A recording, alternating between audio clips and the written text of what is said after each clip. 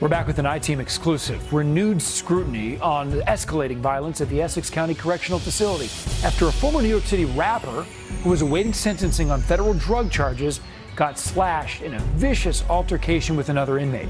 It happened yesterday afternoon, and investigative reporter Sarah Wallace has inside information. I should get paid for the work I put in. I'm so Brooklyn.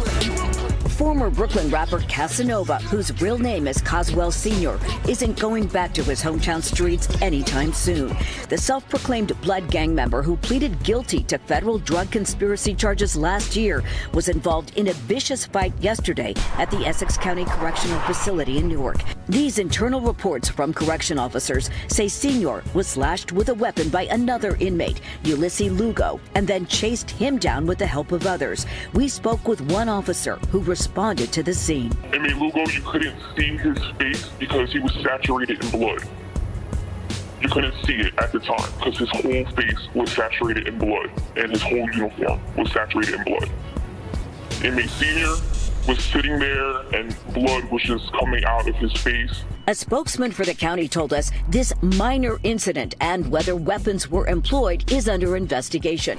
Insiders tell us the unit was not searched last night or this morning, but in a recent interview with me, the director insisted they have implemented enhanced searches. We're doing the searches 2 shifts a day. I'm doing everything that you can from a correctional administrative handbook done.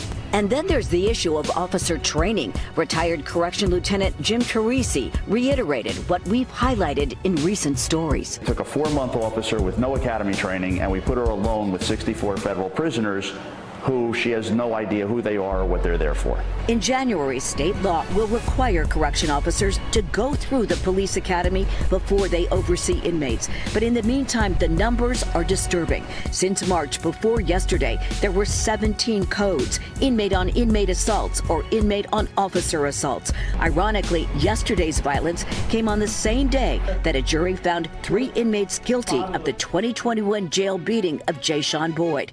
2 were convicted of attempted murder. Boyd suffered permanent brain damage. His family has filed a civil lawsuit against the county. Are you surprised that there's still cases of violence after this happened to your son? Yes, I am. They're doing nothing about it. Something needs to be done. No weapons were found after yesterday's attack, but one inmate was seen trying to flush something down the toilet. By the way, in the federal case, the former rapper is scheduled to be sentenced later this month. He could face a maximum of 60 years in prison. From Newark, Sarah Wallace, News 4 New York.